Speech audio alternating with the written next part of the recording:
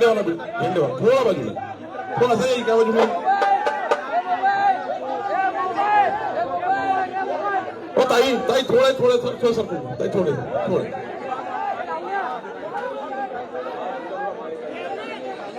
या जल्लोषाला उपस्थित महाराष्ट्राचे लोकनेते महाराष्ट्राला देशामध्ये क्रमांक 1 वर आणण्याकरता महाराष्ट्राचे व्हिजनरी मॅन म्हणून ज्यांचा उल्लेख 14 कोटी जनतेमध्ये होतो महाराष्ट्राचे लोकनेते देवेंद्र फडणवीसजी एकदा जोरात देवेंद्रजी करता आपण सर्व टाळ्या वाजवू। या ठिकाणी उपस्थित आपले सर्व आमदार खासदार आणि महाराष्ट्राच्या कानाकोपऱ्यातून आलेले आपले सर्व पदाधिकारी कार्यकर्ते बंधू भगिनींनो मीडियाच्या मित्रांनो आज देशाकरता महाराष्ट्राकरता आनंदाचा दिवस आहे की आज लोकशाहीचा पुन्हा विजय झाला।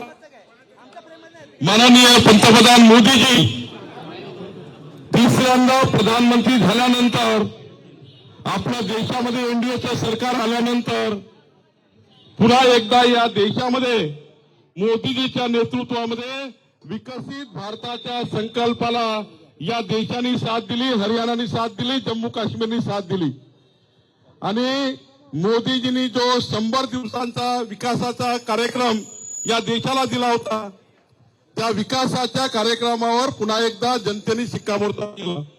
बंधू भगिनींनो देवेंद्रजी बोलणार आहेत, मी एवढंच सांगेल जम्मू काश्मीरमध्ये ज्या पद्धतीनं आतापर्यंतच्या इतिहासातला सर्वात मोठा विजय भारतीय जनता पक्षाचा झाला।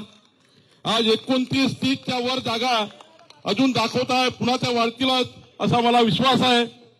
हरियाणामध्ये 50च्या वर 50 प्लस बीजेपीने पार केले आहे आणि म्हणून आपण सर्वप्रथम या यशस्वी विजयाबद्दल माननीय पंतप्रधान नरेंद्र मोदीजींचे एकदा जोरात टाळ्या वाजवून आपण स्वागत करू।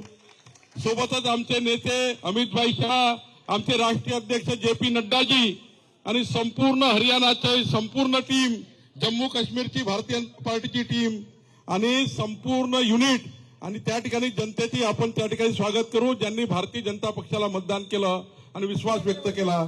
मी एवढंच सांगेल काँग्रेसनी खोटारडेपणा केला होता। आपल्याला माहिती आहे की काँग्रेस किती खोटं बोलली होती। मोदीजींच्या नावाने त्या ठिकाणी काँग्रेसनी सर्व समाजामध्ये गैरसमज निर्माण केले। मागासवर्गीयाला सांगितलं की संविधान बदलणार आहे, मोदीजी संविधान बदलणार आहे। आदिवासीला सांगितलं की त्या ठिकाणी तुमचं आरक्षण जाणार आहे आणि आमच्या महिला बहिणींना सांगितलं खटाखट 8,500 रुपये आपल्याला आमचा खासदार देणार आहे। बंधूंनो या खोटारडेपणाला खऱ्या अर्थाने जनतेने चिरडून टाकलं आणि म्हणून आणि पुन्हा एकदा या विकासाच्या मुद्द्यावर मोदीजींच्या नेतृत्वामध्ये आपल्याला मतं मिळाली आणि परवा तर आपल्याला माहिती आहे आरक्षण विरोधी राहुल गांधी ज्यांनी या देशाला आरक्षणाची गरज नाही आहे, आरक्षणाची गरज नाही असे राहुल गांधी बोलले। एकीकडे मोदीजी संविधान हातात घेऊन या देशाला आरक्षणाची गरज आहे, सर्व समाजाला आरक्षण SC ST OBCना आरक्षण मिळालं पाहिजे, महामानव डॉक्टर बाबासाहेब आंबेडकरांनी दिलेलं आरक्षण टिकलं पाहिजे याकरता मोदीजी काम करतात आहे आणि राहुल गांधी त्या ठिकाणी आपल्या या आरक्षण विरोधी भूमिकेवर आपला त्या ठिकाणी त्यांनी आणलाय आणि म्हणून मी एवढंच सांगेल जनतेने खोटारडेपणाचा बदला घेतला। आता महाराष्ट्रामध्ये आमचे लोकनेते देवेंद्र फडणवीसांच्या नेतृत्वामध्ये महाराष्ट्रात विजयाची घोडदौड आपल्या सर्वांना पुढे न्यायची आहे। देवेंद्रजीच्या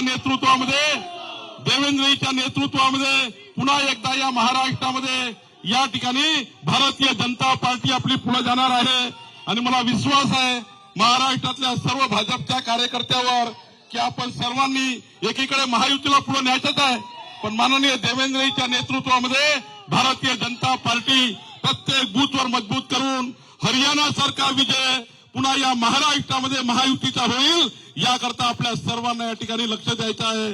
हा विजय आपल्याला पुढे न्यायचा आहे, या विजयाला पुढे महाराष्ट्रात शिक्कामोर्तब करायचा आहे। मी जास्त वेळ घेणार नाही, माननीय देवेंद्रजी बोलणार आहे पण हे सांगत असताना तुम्हा सर्वांना देवेंद्रजीला विश्वास द्यायचा आहे। तुला सांगत द्यायचा का या भारतीय जनता पार्टीच्या कार्यातून द्यायचा का विश्वास? द्यायचा का विश्वास? देवेंद्रजी, आम्ही महाराष्ट्राची भारतीय जनता पार्टी आपल्याला विश्वास देतो की माननीय मोदीजींच्या नेतृत्वात, अमित भाईच्या नेतृत्वात, आमच्या राष्ट्रीय अध्यक्षाच्या नेतृत्वामध्ये आणि देवेंद्रच्या नेतृत्वामध्ये